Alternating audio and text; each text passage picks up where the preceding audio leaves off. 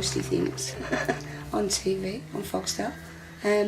Some of them I find a bit suspect, but I would say the majority of them are good. The interesting thing to me is, at the spiritualist events I've been to, that nobody is particularly critical of the psychic's performance, even when they're way off target.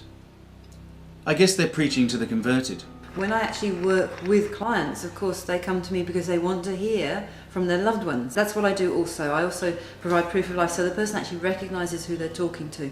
A turn of phrase or something that they loved. There'll be very many messages that come through, so they actually feel comfortable and confident knowing who they're talking to through me. So really, what makes you more likely to believe in this stuff? Yeah, well, I feel until you're in that position where you've lost somebody, or you want to contact someone that's passed away, and you have a deep loss, and someone can help you contact them and tell you something that only they knew, and you give them proof of life after death, then that's the only way you're going to know whether it's true or not. And I know there's plenty of skeptics out there, but people, well, myself and others, we're doing it from our heart.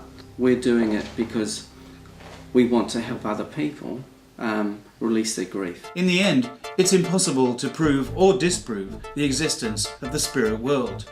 Indeed, any kind of psychic or medium abilities. It's a never-ending circle of spiritual development until you get to a point where maybe we talk about be able to ascend to the next level of spirituality. For some, the reality of the paranormal will remain part of our civilized makeup. Perhaps for increasing numbers of us over the coming millennium. Does that make us delusional as a species? I hope not. So if you're coming from that point of view of how can I help, how can I assist, I have these abilities, how can I best use them to assist other people as well as myself, then the information will come forward. And it's not manipulated or used by ego to make me feel any grander or better than anybody else because I'm aware that I'm not. It's simply that I have an ability, just as a carpenter has an ability to make beautiful furniture, I can assist in this way. But it doesn't make me any better than anybody else. It doesn't mean that I'm holier than thou and I'm always good and I never swear. What matters, I think, is that we see hope for ourselves. That we are larger, more profound, more important in the grand scheme of things than our physical bodies would suggest. And that's got to be a good thing. Well, I believe it's the best thing. You know, this time of 2012 gives us a momentum to move forward.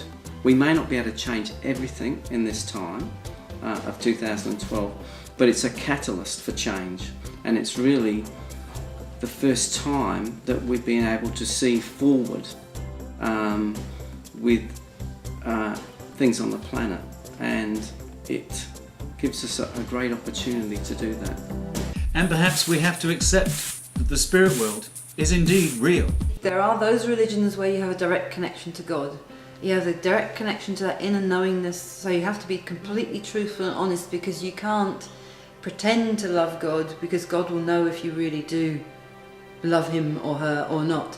There are other religions where you go through another human being in order to connect to God. So it's one step away.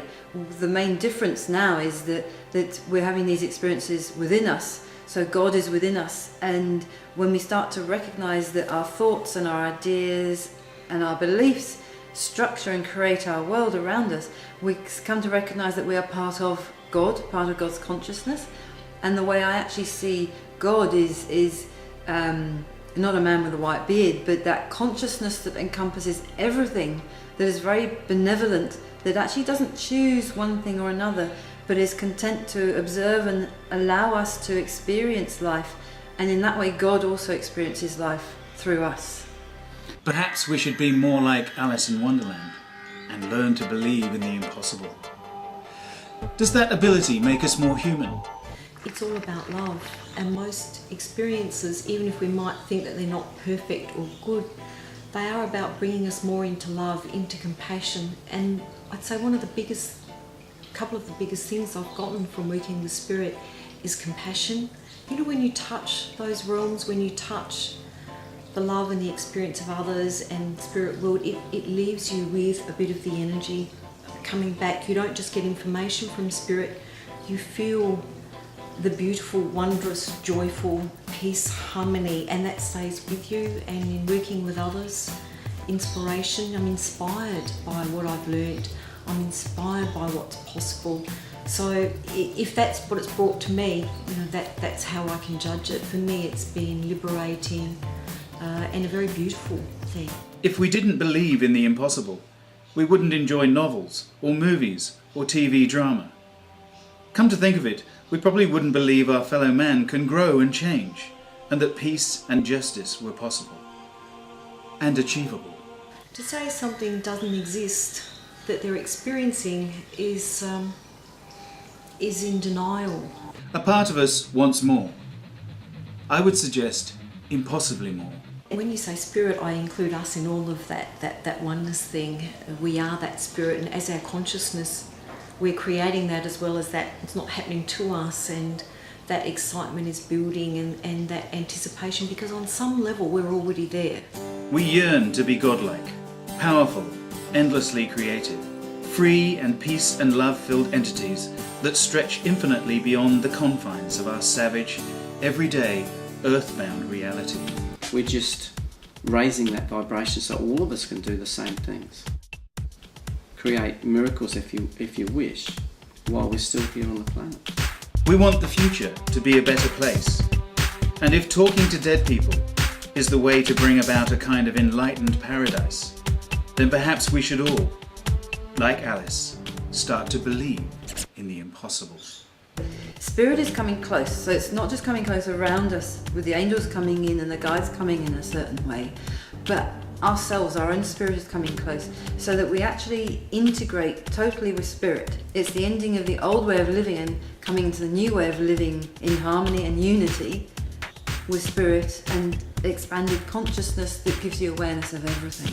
One of the things I've learned during the making of this documentary is that the people who believe in the spirit world are totally sincere.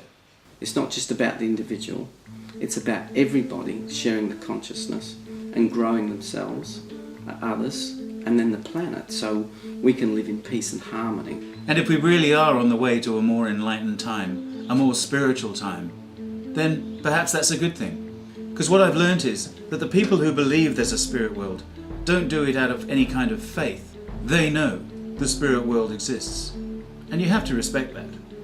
I am aware of spirit guides. I can feel spirit guides around me. I'm aware of their love. I'm aware of their support. I'm aware of the fact that they help me. I mean, isn't it much better to go through life knowing that not only do your friends and family love you, but you've got other support. You've got your spirit guides. And the whole purpose really of your spirit guides is to help you, is to love you, is to support you, is to guide you. And let's face it, in this world we can all do with as much help and support as we can get. So to me, I don't think we should be turning our back on a loving, supporting group of people. If I could just make you see just what you mean to me.